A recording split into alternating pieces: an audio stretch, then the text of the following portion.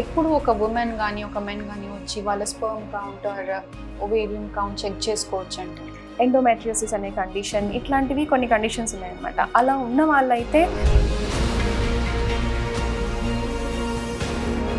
AMH అనేది ఉంటుంది, anti Mullerian hormone అనేది సింపుల్ బ్లడ్ టెస్ట్. 40sలో మిడిల్ ఏజ్లో హెవీ బ్లీడింగే కాదు, వాళ్ళు ఇంకో దాంతో కూడా సఫర్ అవుతారు. యూరిన్ లీకేజ్ అనేది most common. Do have treatments. ఇప్పుడు మెడికల్ లేజర్స్ అని వచ్చినాయి, గైనక్లో lasers for vaginal rejuvenation.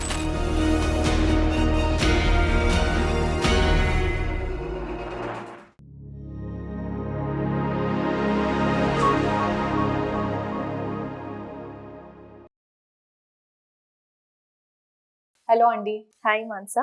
So ma'am, ఇప్పుడు మీరు మాట్లాడినట్టు 40sలో మిడిల్ ఏజ్లో హెవీ బ్లీడింగే కాదు, వాళ్ళు ఇంకో దాంతో కూడా సఫర్ అవుతారు. యూరిన్ లీకేజ్ అనేది మోస్ట్ కామన్. చెప్పుకోవడానికి సిగ్గుపడతారు, చెప్పుకోరు, నార్మల్గా ప్యాడ్స్ యూజ్ చేస్తారు, లేదంటే పార్టీస్కి వెళ్ళినప్పుడు ఫ్రీక్వెంట్ వాష్రూమ్, లేదంటే తొందరగా ఇంటికి వెళ్ళిపోవడం జరుగుతుంది. ఎందుకు? Ya, actually 40s is little early for this symptom అంటే యూరిన్ లీకేజ్ తగ్గిన, వెయిట్ లిఫ్ట్ చేసిన ఆర్ యూరిన్ వచ్చినప్పుడు వాష్రూమ్కి వెళ్ళే లోపే లీక్ అవ్వడం, ఇవి స్ట్రెస్ ఇన్కాంటినెన్స్, సర్జ్ ఇన్కాంటినెన్స్ అనే వర్డ్స్ యూస్ చేస్తాము. Usually seen in post menopausal women, periods ఆగిపోయిన తర్వాత చూస్తూ ఉంటాము. But in a women who had deliveries అప్పుడు, ప్రొలాంగ్ లేబర్ కానీ, నార్మల్ డెలివరీ అప్పుడు or inherent laxity, pelvic muscles weak ఉన్న వాళ్ళకి కానీ కొంచెం తొందరగా వస్తుంది. అంటే వీళ్ళకి దగ్గిన తుమ్మిన యూరిన్ లీకేజ్ అవ్వడం అనమాట. That is because of laxity, pelvic floor muscle weakness. ఇది యూజువల్గా taken it as okay, age వచ్చింది కాబట్టి లీకేజ్ అవుతూ ఉంటుంది, ఇట్ ఈస్ కామన్ అని చాలామంది డాక్టర్ దగ్గరికి వెళ్ళకుండా అలా గడిపేస్తూ ఉంటారు. అది మెల్లమెల్లగా ఎక్కువ అవుతూ ఉంటుంది. They come to stage of using pads when they go out social గ్యాదరింగ్కి, దానికి. So it needs to be checked once. ఇది చాలా డిఫరెంట్ రీజన్స్ ఉంటాయి. అది పెల్విక్ ఫ్లోర్ మజిల్స్ వీక్ అయినందుక, ఆ మజిల్ స్ట్రెంగ్థనింగ్ చేస్తే సిమ్టమ్స్ తగ్గచ్చు. ఒక్కొక్కసారి సింపుల్ ఇన్ఫెక్షన్స్ ఉండొచ్చు, ఒక్కొక్కసారి vaginal laxity, previous normal deliveries వల్ల ఉండొచ్చు, మెనోపాజ్ వల్ల ఉండొచ్చు, ఆర్ యూట్రస్ కింద జారినప్పుడు ప్రొలాప్స్ అంటాం, ఇట్లాంటి కండిషన్స్ వల్ల, సిస్టోసీల్, లెక్టోసీల్ ఇట్లాంటి వల్ల ఉండొచ్చు. So unless you go for checkup you will not know whether it is correctable or not. Okay, most of the times ఇప్పుడు రీసెంట్ అడ్వాన్సెస్ ట్రీట్మెంట్స్ వచ్చినాయి, laser treatments in gynaecology to tighten, to clear this or to solve the problems of stress incontinence. Awareness లేదంటున్నా నేను. దీనికి ఒక treatment ఉందనే సంగతి, చూయించుకోవాలనే సంగతి కూడా వాళ్ళకి ఐడియా లేదు. దిస్ ఇస్ లేదు.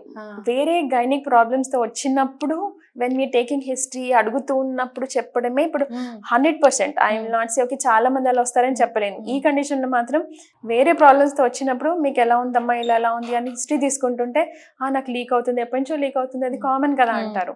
So that awareness has to come. People should understand it is not a routine. It should not, they should not be suffering in silence. They should be approaching a doctor to see what treatments are there and what needs to be done. Okay, so మనము only women అంటే just ఒక 40-50 వరకు మాట్లాడతాం, కానీ old age women లో కూడా చాలా ఇబ్బంది పడుతుంటారు. 60-70. నేను మా దగ్గర వాళ్ళని కూడా చూసాను, వాష్రూమ్ వెళ్ళినప్పుడల్లా యూరిన్ బర్నింగ్ సెన్సేషన్ ఉంటుంటది. వాళ్ళు చెప్పుకోలేక ఏజ్ అయిపోయింది కదా ఇంకేం వెళ్తాంలే అలా ఉంటుంది. అట్లాంటి వాళ్ళకి ఏమన్నా ఉంటుంది? ఎస్ ఉంటుంది. అంటే ఇది బేసికలీ ఆ ఏజ్ గ్రూప్ లో మెనోపాజ్ అయిపోయాక ఈస్ట్రోజన్ అనే హార్మోన్ బాడీలో తగ్గిపోతుంది అనమాట. దానివల్ల వెజైనల్ మ్యూకోజా, వెజైనల్ లైనింగ్ అంతా డ్రై అయిపోయి థిన్ అయిపోవడం వల్ల ఆ burning, itching, continuous sensation, recurrent infections అవి ఉంటాయి. Depending on age, depending on the clinical examination, initial గా we give some local treatments అవి ఇస్తాము. బట్ ఆ ఈస్ట్రోజన్ డెఫిషియన్సీ వల్ల ఆ థిన్నింగ్ అయిపోయిన దానికి వి డూ హ్యావ్ ట్రీట్మెంట్స్. ఇప్పుడు మెడికల్ లేజర్స్ అని వచ్చినాయి, గైనక్లో lasers for vaginal rejuvenation. It depends on clinical examination ఎట్లా ఉంది. సివియర్ ఎట్రోఫీ వల్ల ఈవెన్ యూరిన్ ప్యాసేజ్ దగ్గర కూడా బర్నింగ్ అవుతూ అలా సఫర్ అవుతూ ఉంటారు. So you need to approach, understand, and there are treatments for it. Approach అయితే చూసుకుని అప్పుడు చెప్పగలుగుతాం. బట్ ఆ ఏజ్ లో అప్రోచ్ అవ్వాలంటే కూడా వాళ్ళు ఇబ్బంది పడుతూ ఉంటారు. ఇంకోటి ఏంటంటే ఆ ఏజ్ లో మాకు ట్రీట్మెంట్ అవసరమా అనే థాట్ చాలా మందికి ఉంటుంది, ఫ్యామిలీ మెంబర్స్ కి కూడా ఉంటుంది. How do you motivate them? Basically family members కూడా తెలియదు. Okay many of them think okay ఇది ఏజ్ లో వచ్చే ప్రాబ్లమే కాబట్టి మనం ఏం చేయలేము, ఓకే దీనికి ట్రీట్మెంట్ లేదు, ఏజ్ తోటి స్కిన్ డ్రై అవుతుంది, వెజైనల్ స్కిన్ డ్రై అవడం is different, vaginal dryness is different. The suffering women goes through, దాని వల్ల సైకలాజికల్ ఇంపాక్ట్, దాని వల్ల inter personal relationships, everything gets affected, even sexual life gets affected. So they need to talk, they need to understand that there could be some help, there are advanced treatments, you need to approach అనేది awareness రావాలి. ఇందాక మీరు అన్నట్టు sexual effect కూడా పడుతుంది family మీద అని. So 60s 70s సంగతి ఏమో కానీ 40s లో ఏమవుతుందని అంటే some of the other health issues వల్ల they don't have a proper intercourse, ఇది ఫ్యామిలీ లైఫ్ లో ఎఫెక్ట్ అవుతా ఉంటుంది. So how do you There could be multiple reasons for it actually. Gynec side ఆలోచించాలా, male side, female side, emotional, menopausal hormonal imbalance తోటి కూడా sleeplessness, perimenopausal, ప్రీమెనోపాజల్, ఇవన్నీ కూడా sleeplessness.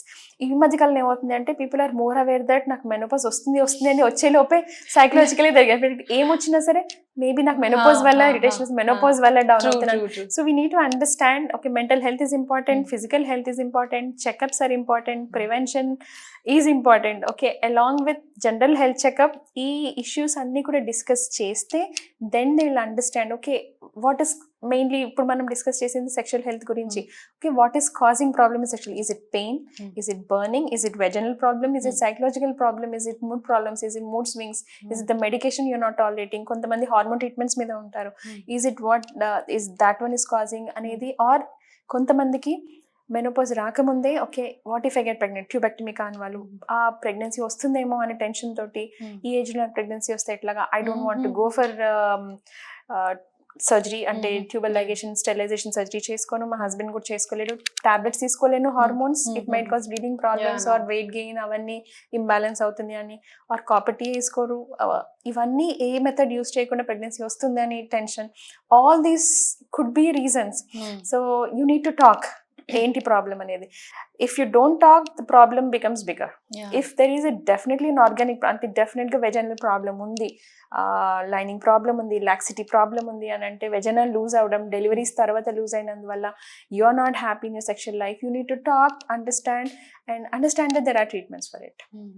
Actually చాలా మంచి అవేర్నెస్ ఇస్తున్నారు, చాలా బోల్డ్గా మాట్లాడుతున్నాం. బికాస్ వాళ్ళు చెప్పుకోలేనివి ఎక్స్ప్లెయిన్ చేయాలి, ఇంట్లో వాళ్ళకి ఎక్స్ప్లెయిన్ చేయలేరు, డాక్టర్ దగ్గరికి వెళ్ళాలంటే మొహమాటం, అసలు వాటికి ట్రీట్మెంట్స్ ఉన్నాయా లేదా, ఈ ఏజ్ లో ఇవన్నీ ఎందుకు, these are all that thought process. So ఇట్లాంటి డౌట్స్ అని చాలా బాగా క్లియర్ చేస్తారు. They have to. ఒక్కొక్కసారి ఇంకొక కండిషన్స్ లో ఏమవుతుందంటే డెలివరీస్ అప్పుడు సూచర్స్, ఎపిసియోటమీ అని కట్ చేసినప్పుడు సూచర్స్ కానీ, టేర్స్ అయినప్పుడు సూచర్స్ కానీ అక్కడ పెయిన్ ఉంటుంది, they will not tell and everybody will tell okay delivery అయింది కదా, కట్ అయింది కదా, కుట్టు చూస్తే బాగానే ఉంది కదా, నువ్వు ఎందుకు ఊరికే చెప్తున్నావు, మా ఫ్యామిలీలో ఎలా అన్నారు మేడం అని చెప్తారు. So it is not so, you always approach, discuss your problem, then you might have a solution, you will have a solution. After suturing కూడా పెయిన్ ఉంటుందా? అది సూచర్ అంతా హీల్ అయిపోతుంది, 3 years 4 years 5 years ఒకసారి 10 years తర్వాత వస్తారు, ఇంకా అక్కడ పోకింగ్ పెయిన్ ఉంటూ ఉంటుంది. So in few women we see that. So they will think okay అంత స్కిన్ హీల్ అయిపోయింది కదా, ఆయన ఇప్పుడు నేను పెయిన్ అంటే కూడా నమ్మట్లేదు, చెప్పలేరు. So they need to approach to understand okay there is something like this, it can cause, there could be some pain అని చూసుకోవాలి. ఇప్పుడు ప్రెగ్నెన్సీ గురించి మాట్లాడతాం మ్యామ్.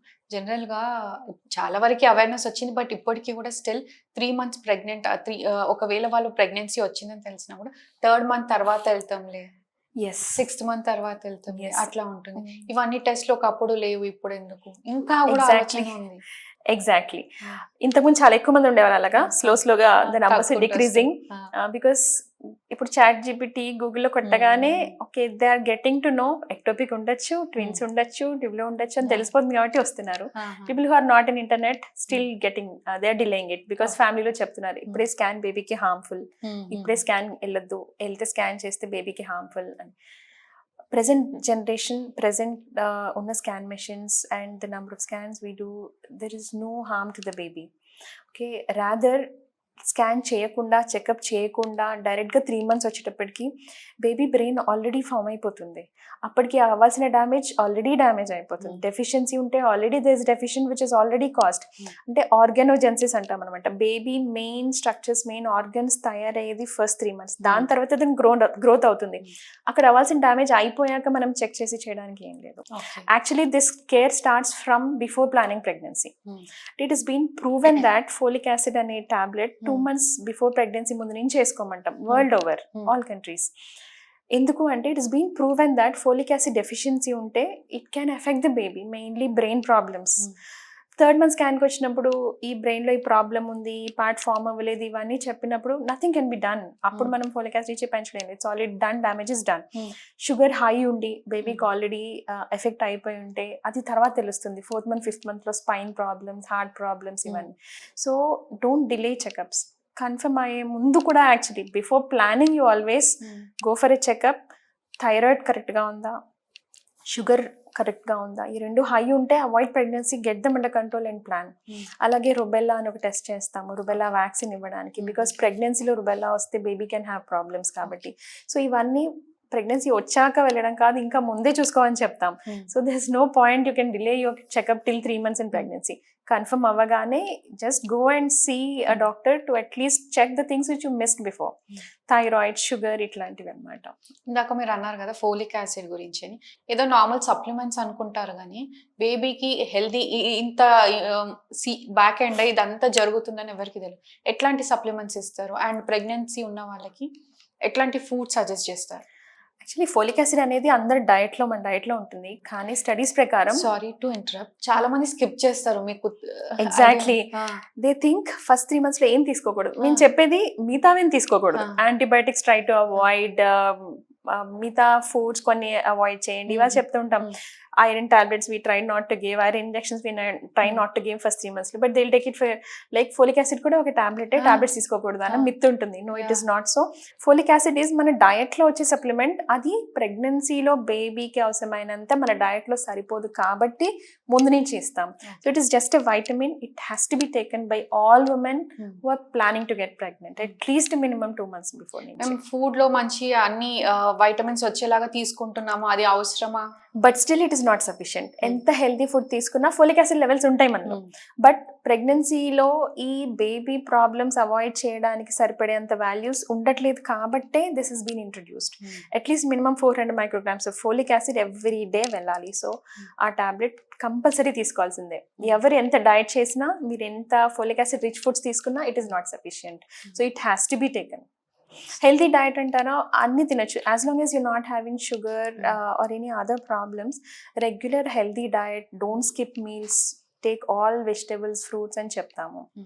అయితే ఒక మెత్ ఉంటుంది కదా మన ఇండియన్స్ కి, పపాయ తినొద్దు, ఈ ఫ్రూట్ తినొద్దు, ఆ ఫ్రూట్ తినొద్దు, ఫిష్ తినొద్దు.